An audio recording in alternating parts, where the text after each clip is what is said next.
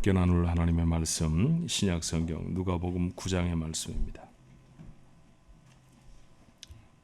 누가복음 9장 28절 말씀부터 36절까지의 말씀입니다.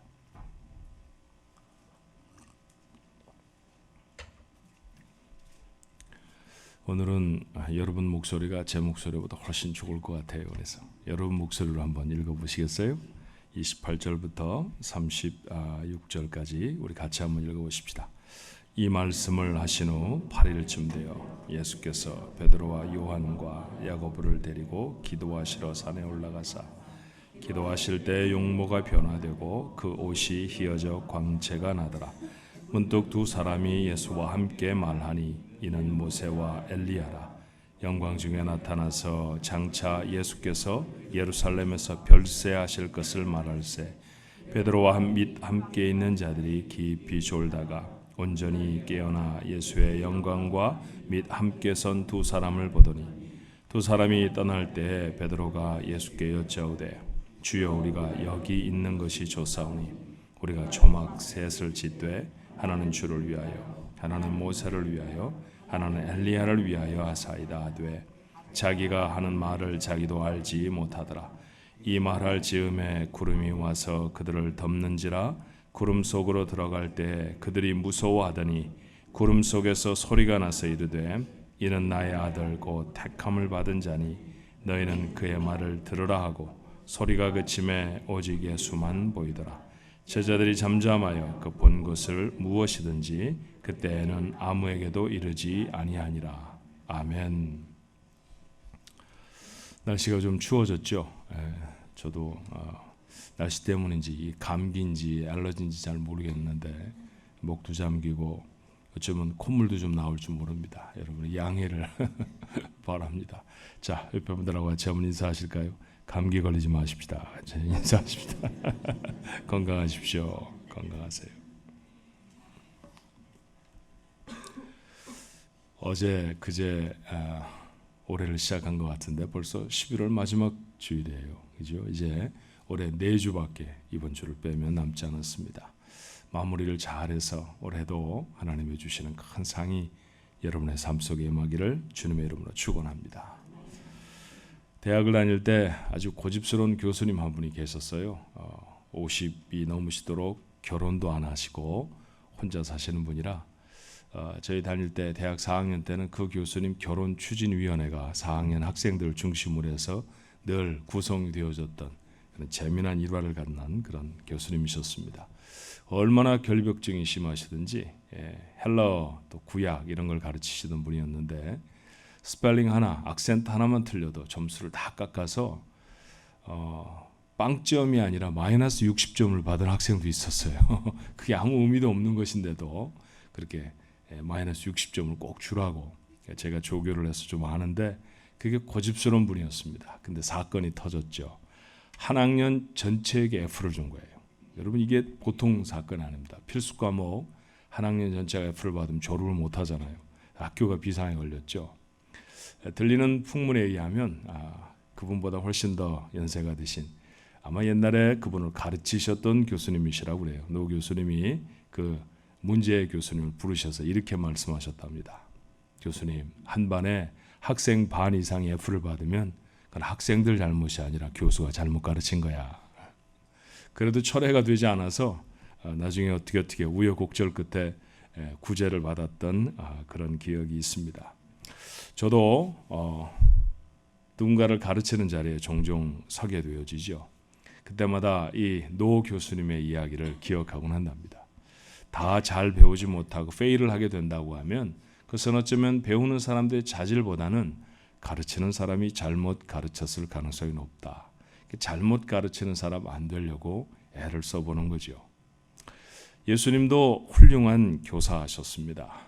인내를 가지고 정성껏 제자들을 가르치신 장면이 복음서 곳곳에 등장을 하죠. 오늘 본문의 말씀도 그 중에 하나예요.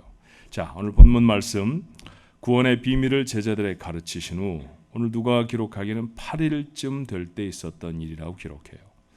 자, 이 같은 사건을 마태도 마가도 기록하고 있는데 그들은 엿새 후라고 말을 합니다. 어쩌면 누가는 시작한 날 그리고 지금 그 사건이 있은 날까지 더해서 그래서 그 8일이라고 말했을 것이고, 아마 그 마태와 그 마가 같은 경우에는 그 중간에 끼어 있는 시간만 계산하면 엿새니까 6일이라고 말했을지 몰라요. 마태, 마가, 누가복음을 공관복음서라고 하죠. 예수님의 지상에서의 사역에 대해서 시납틱이라고 하는 같은 시각을 가지고 보았던 복음서, 그런 말씀이라는 얘기예요. 그런데 그 복음서 기자들이 모두가 다 이 시간을 기록하고 있는 것을 보면 이 시간이 심각한 시간이었음에 틀림이 없습니다. 예수님은 자신이 하나님의 택하신 백성을 구하러 세상에 오신 메시아라고 밝히셨죠. 그 구원을 이루는 방법은 십자가를 지시는 것이었습니다. 한 걸음 더 나아가서 그 구원이 자기 것으로 되어져야 하는 사람도 십자가를 져야 한다라고 말씀합니다.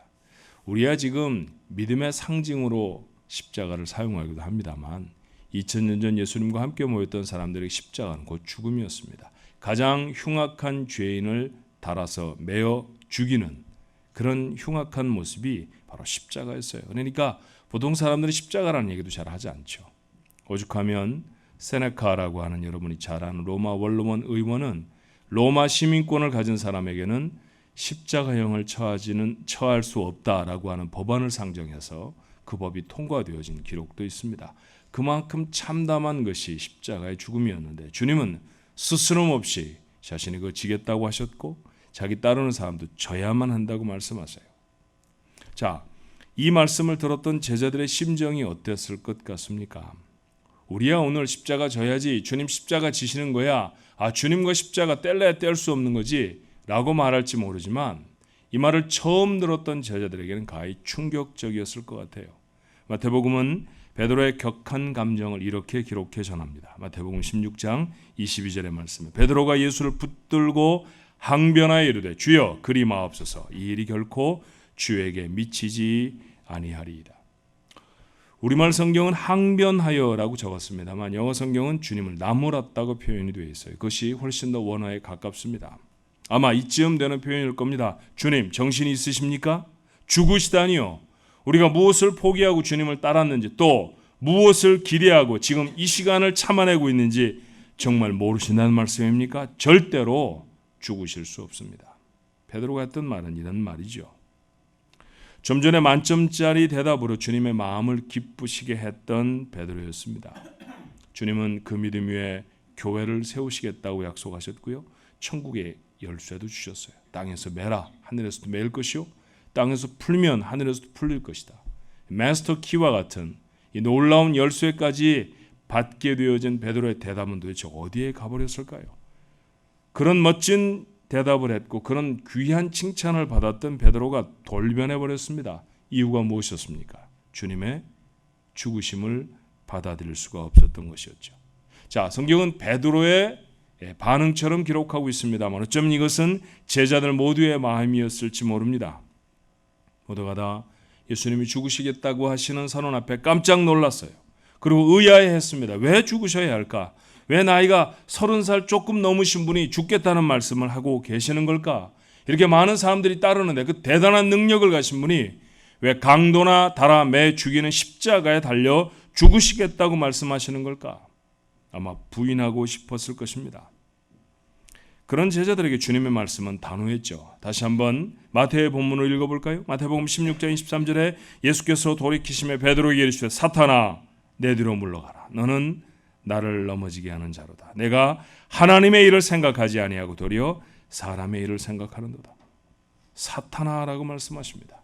주님이 사랑하셔서 발을 씻어주실 제자이죠.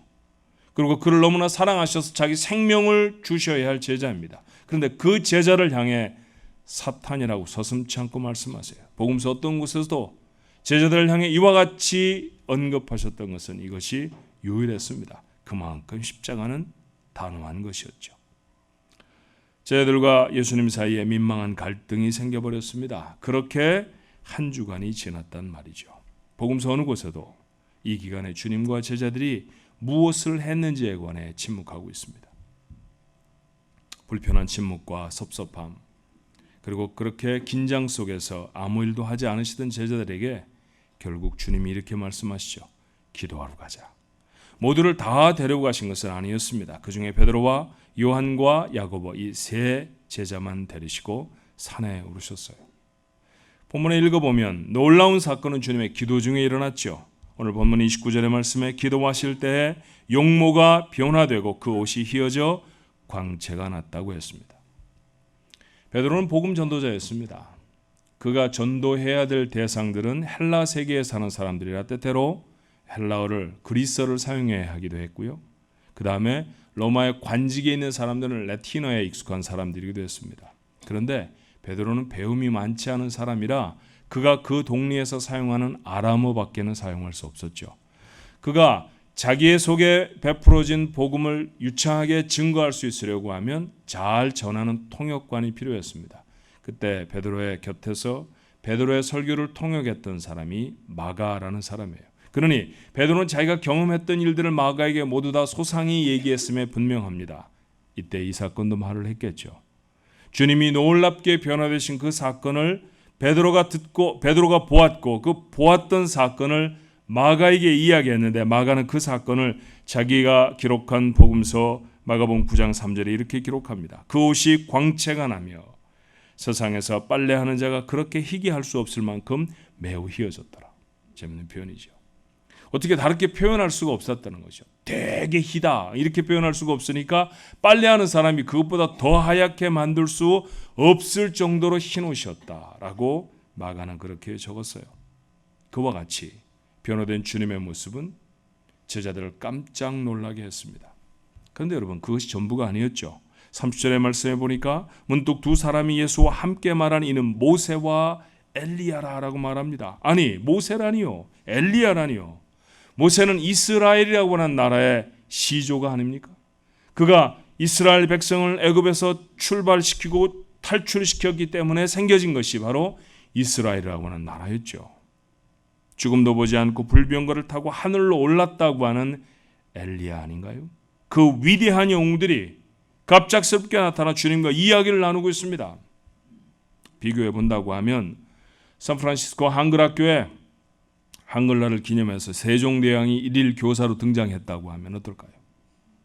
세계 도처의 테러를 방지하기 위해서 백악관에서 회의가 열렸는데 그 회의에 이순신 장군이 참여했다고 하면요. 이거 깜짝 놀랄 만한 일 아닙니까? 우리가 그 사건을 어떻게 잊어버릴 수 있겠습니까? 지금 그와 방불한 사건이 베드로와 요한과 야고보 눈앞에서 일어나고 있었다라는 것이죠. 이 엄청난 사건을 보았던 베드로의 반응이 이랬습니다. 누가복음 9장 33절에 두 사람이 떠날 때 아까 말씀드렸던 모세와 엘리야지요. 베드로가 예수께 여짜오되 주여 우리가 여기 있는 것이 좋사오니 우리가 초막 셋을 질 때 하나는 주를 위하여 하나는 모세를 위하여 하나는 엘리야를 위하여 하사이다 하되 자기가 하는 말을 자기도 알지 못하더라. 아예 초막을 짓고 눌러 살자는 것이죠. 저분들 떠나게 하지 마시고 저 믿음의 영웅들과 함께 얼마라도 지나고 싶습니다. 여기 집 짓고 그분들과 함께 이곳에 사십시다. 어쩌면 베드로의 마음속에 이런 생각이 들었는지 모릅니다. 이거야 우리 주님이 이런 분이라고 그렇게 쉽게 죽으실 분이 아니야. 그렇게 누군가에게 붙잡혀가서 마치 죄 지은 사람처럼 십자가에 못이나 꽝꽝 박혀서 그렇게 생명을 잃어버릴 분이 아니란 말이야 라는 생각이 아마 베드로의 마음에 들지 않았을까요? 불과 일주일 전에 실망, 회의, 간 곳이 없습니다. 누구보다 신실한 제자로 다시 서지요. 강하고 담대한 마음을 회복합니다. 그래요. 왜 주님은 제자들을 데리고 산에 오르셨을까요? 왜 주님은 그들 앞에 변화되셨을까요? 왜 주님은 그 자리에 모세와 엘리야를 초청하셨겠습니까?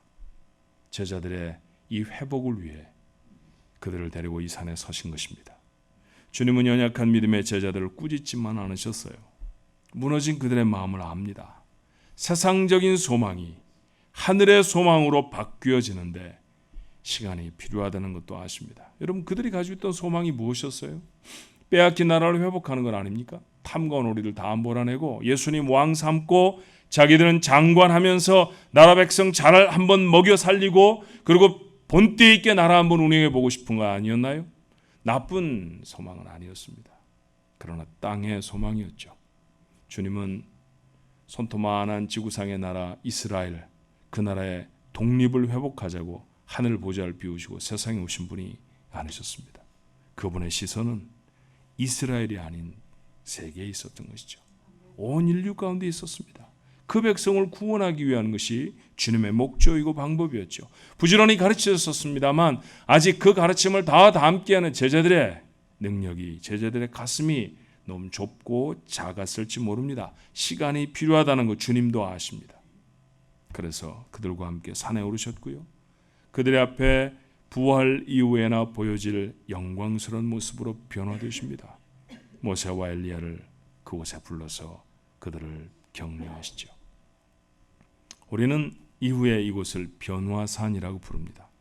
주님이 그 산에서 변화하셨다라고 하는 의미이지만 사실은 이 말씀을 깊이 읽어보면 제자들의 변화를 위한 곳임에 다름이 아니에요.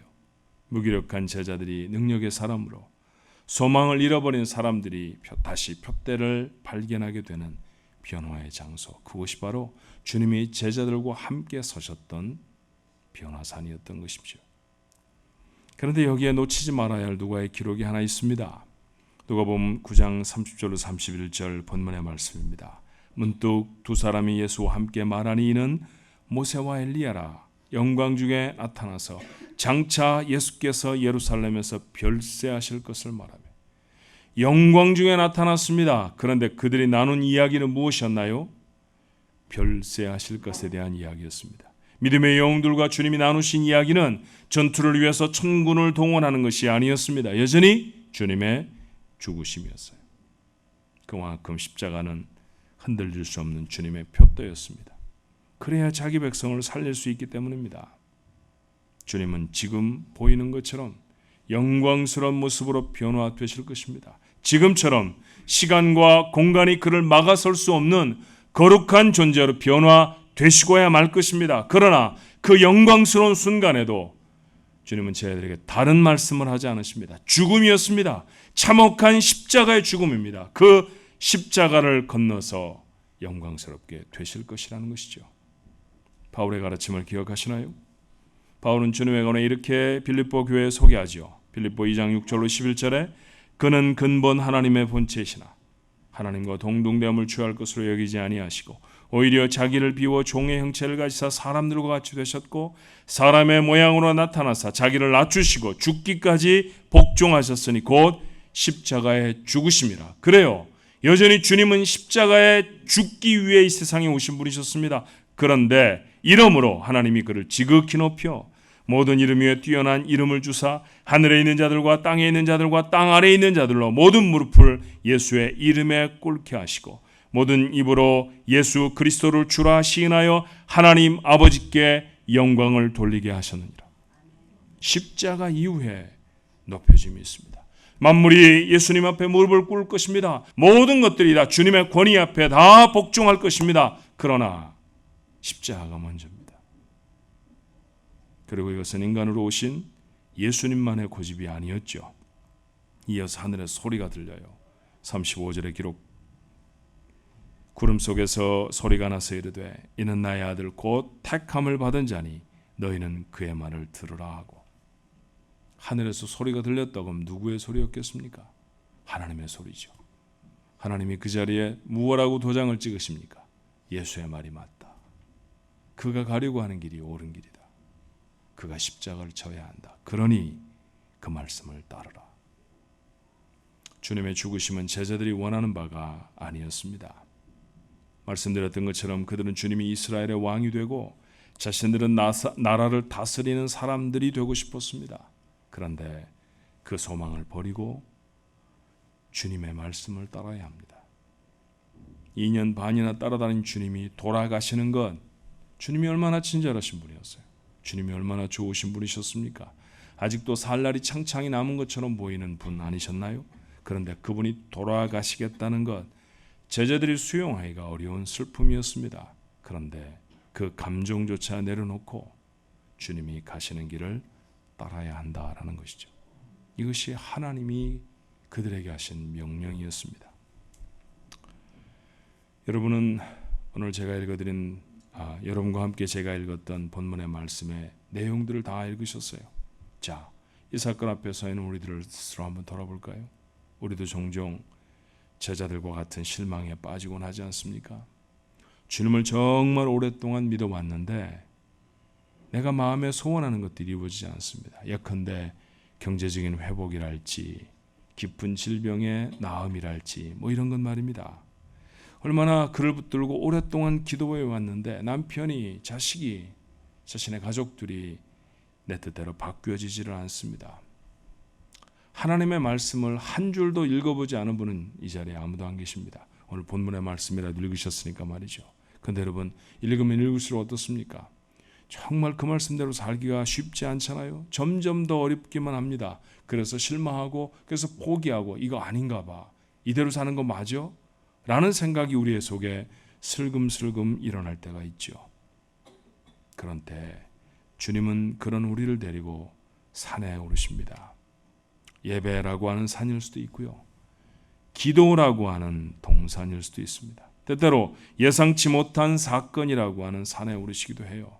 우리는 그곳에서 가끔씩 영광스러운 주님의 모습을 보게 되죠. 선포되는 말씀에 가슴이 다시 뛰기도 하고, 실제로 세상이 굴복하는 기적을 경험하기도 합니다. 아무도 못한다고 했는데 하나님께 의지하고 하나님의 도우심을 구했더니 세상의 자연적인 질서를 초월한 하나님의 사건들이 우리의 눈앞에 일어날 때도 있습니다. 소위 기적을 목격하게 되는 것이죠. 근데 여러분, 이 모든 일들 이루시는 까닭이 무엇입니까?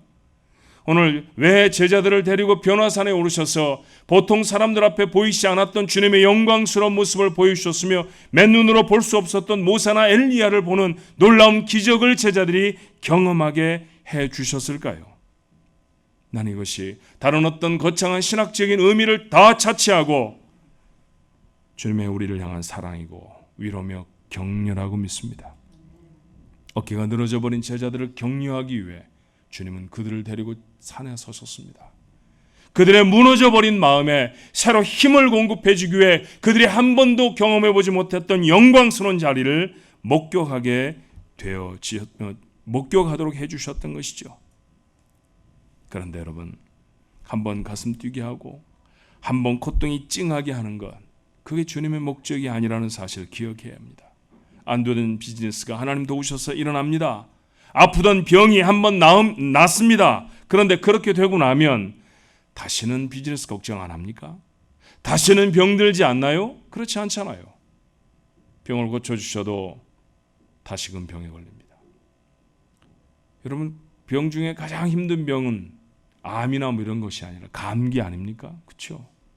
정말 미련도 없고요, 아주 힘듭니다. 콧물, 눈물이 끊임없이 솟아나고, 돈이 이처럼 많이 나왔으면 좋겠다 이렇게 생각하시는 분도 계시다고 그래요. 기침은 또 얼마나 나오는지, 열이 오르고 내리고, 도대체 사람이 어떻게 정신을 차릴 수가 없잖아요. 그럴 때마다 여러분 어떻게 하십니까? 이 약도 저 약도 취해보지만, 그러나 우리 모두가 다 기도했던 경험이 있습니다. 일생 동안 감기를 한 번도 안 걸려보신 분은 제가 이렇게 뵈니까 아마 한 분도 안 계신 것 같아요. 그때마다 우리 하나님 앞에 기도합니다. 하나님 도와주세요. 하나님 좀 낫게 해주세요. 하나님 너무 괴로워요. 내일 출근해야 돼요. 내일 교회 가야 돼요. 저 같으면 내일 설교해야 돼요. 이런 거죠. 그렇죠? 하나님 도와주시고 낫게 하십니다. 그러면 평생 감기 안 걸리나요? 그렇지 않잖아요. 기적이란 그런 것이랍니다. 놀라운 사건을 우리가 목격하게 되지만, 하나님의 영광스러운 모습을 우리가 가끔씩 대하게 되지만, 그것이 전부가 아니에요. 그것이 우리에게 주어진 목적이 무엇인지를 기억하는 게 훨씬 더 중요한 것이죠. 무너져버린 내 마음, 아파서 무너져버렸고 가난해서 힘들어지고 사람들에게 치여서 괴로워하는 나를 하나님 다시 일으키시는 거 아닙니까? 봐라, 내가 너무 함께한다. 네가 살아갈 수 있는 영광스러운 삶이 바로 이런 것이다. 하나님 그런 거 우리에게 보여주시는 거 아닌가요? 그렇게 우리를 기적 앞에 세우십니다.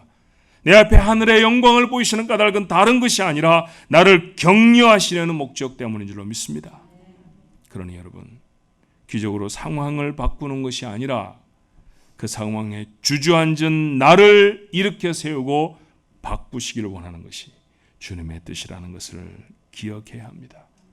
변화사는 주님이 변화되자고 있는 것이 아닙니다. 나를 변화시키려고 데려가신 것입니다. 어떻게 변해야 할까요? 십자가를 지도록 변해야 할 줄로 믿습니다. 영광스러운 자리에서도 주님은 변함없이 자신의 죽음에 관해 말씀하셨습니다. 이 놀라운 변화가 우리의 것으로 약속된 것 아니에요. 주님만 그렇게 변하시는 것이 아니라 우리도 그렇게 변할 것입니다. 놀랍도록 희게 변할 것이고 시간과 공간을 초월한 자들로 세워질 것입니다. 예, 우리는 천국에 서서 하나님을 아버지라 부르는 자녀로 분명히 설 것입니다. 그 놀라운 미래가 우리에게 놓여져 있지만 그러나 그 영광스러운 변화를 앞에 두고 있는 우리를 향한 주님의 당부도 다르지 않아요. 지나쳤던 말씀 누가복음 9장 23절에 주님이 우리에게 말씀하신 게 무엇입니까? 또 우리에게 이르시되 아무든지 나를 따라오려거든 자기를 부인하고 날마다 제 십자가를 지고 나를 따를 것이니라. 영광의 자리에 가는데 십자가 지지 않고 가능합니까? 우리가 어려서 불렀던 찬송 기억하지요? 돈으로도 못 가요 하나님 나라, 힘으로도 못 가요 하나님의 나라. 그 하나님의 나라 뭘로 갑니까? 십자가 짊어지고 갑니다. 무엇으로 하나님의 사람이라고 하는 정체성을 세상에 증거하고 살 것입니까? 우리가 가지고 있는 재물입니까? 우리가 가지고 있는 얼마 되지 않은 지식입니까? 아닙니다. 우리가 하나님의 사람이라고 하는 정체성은 우리가 짊어지는 십자가가 증거하는 줄로 믿습니다. 그 십자가 지지 않으면 우리가 하나님의 사람 아니라는 것이죠. 십자가를 진다는 것 죽음 아닙니까? 뭘 죽여야 할까요? 주님과 관계가 없었던 우리의 옛 모습이 죽는 것입니다. 그 죽음을 통과해야 영광이 있습니다. 거룩한 백성의 모습은 십자가를 진 사람에게나 가능한 것인 줄로 믿습니다. 오늘도 우리는 은혜를 구하며 하나님의 자리에 나와 있습니다. 여러분은 은혜가 무엇이라고 생각하시나요? 자신이 원하는 것을 이룬 하나님의 능력입니까? 아닙니다. 그렇지 않습니다. 하나님이 원하시는 것을 이루시도록 나를 죽이는 능력, 그게 은혜입니다. 십자가를 지는 것이 능력입니다. 그거 쉽게 져지지 않는 거잖아요. 그렇죠? 어떻게 옛 성품을 다 내려놓습니까? 어떻게 내가 예수를 알지 못했을 때 살아가던 삶의 모습을 다 청산할 수 있겠습니까? 그것을 어떻게 십자가에 못 박아버리고 다 죽은 자가 될 수 있게 하겠습니까? 하나님의 은혜로 가능한 줄로 믿습니다. 여러분, 다른 사람에게 종종 질 때가 있잖아요. 누군가를 종처럼 섬길 때도 있지 않습니까? 그런데 지니까 기쁩니다. 섬기고 나니 더 기뻐집니다. 이게 세상 사람들에게는 가능한 일이 아니에요. 하나님의 은혜로 가능합니다. 소유가 많아지는 것이 기쁨이 아니라 하나님의 의가 이루어지는 것이 기쁨이 되는 삶은 소유에 대해 죽은 사람에게 가능한 이야기 아닌가요? 하나님의 말씀대로 사는 삶은 하나님의 말씀을 거역하는 내가 죽어야 그때에서야 비로소 가능합니다. 그래서 성경은 우리에게 말하죠. 죽어야 산다고 말이에요. 십자가를 져야 영광을 얻는 줄로 믿습니다. 성경은 성경이고 나는 어쩔 수 없어 라고 자포자기한 우리에게, 아직도 여전히 하나님을 동원해서라도 내 욕망을 이루고 싶은 우리에게 주님은 변화산에 오르자고 하십니다. 오늘 이 자리에 인도하신 주님, 이 자리가 베드로와 요한과 야고보에게처럼 여러분에게 변화산의 자리가 되었으면 좋겠습니다. 오늘 시간에 다시 한번 옛 모습을 벗어버리고 새 삶을 입는 거룩한 변화가 여러분에게 일어나야 할 줄로 믿습니다. 여러분 앞에 그런 놀라운 기적과 영광의 모습을 보이시는 변화산, 그래서 여러분이 능력 있는 그리스도인으로 변화되는 여러분의 순간들, 그 순간을 놓치지 마십시오. 그 변화의 순간순간들을 지나가며 더 주님을 닮은 자로 자라가는 우리 모든 가족들이 되시기를 주님의 이름으로 축원합니다. 기도하십시다. 살아가며 속상할 때가 참 많습니다. 기도는 열심히 하는데 응답이 되지 않는 것처럼 생각될 때도 있고, 도대체 하나님 침묵하시나, 하나님 왜 이렇게 나에게 이루어주지 않으시나 우리의 마음속에 불평이 일어날 때도 있습니다. 어쩌면 2000년 전 제자들에게도 그랬을지 모릅니다. 그러던 제자들의 손을 붙들고 산에 오르셔서 주님 놀랍게 변화되십니다. 한 번도 보지 못했던 모세, 엘리야 그들을 만나게 되었습니다. 그 어마어마한 기적 앞에 주님이 서셨습니다. 걱정하지 마라. 이런 대단한 영광이 너희 것이다. 주님이 그들에게 약속해 주셨는 줄로 믿습니다. 마찬가지가 아닐까요?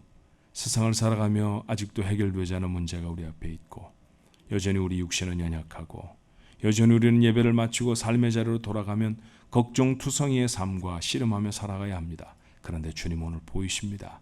걱정하지 마라. 영광스러운 미래가 내 것이다. 그 가운데 분명히 설 것이다. 그러며 주님이 우리에게 하신 말씀은 자, 그러니 일어나 십자가를 치자 말씀하십니다.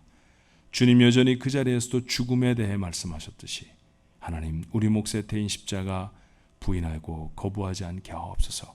우리의 옛 모습을 다 죽이게 하시고 우리가 십자가를 걸머지고 우리의 삶의 길에 서게 하여 주시어서 하나님이 허락하시는 놀라운 영광의 순간이 우리 것이 되어지는 복된 인생들 저희들의 것 되어지도록 주님 도와 주시옵소서.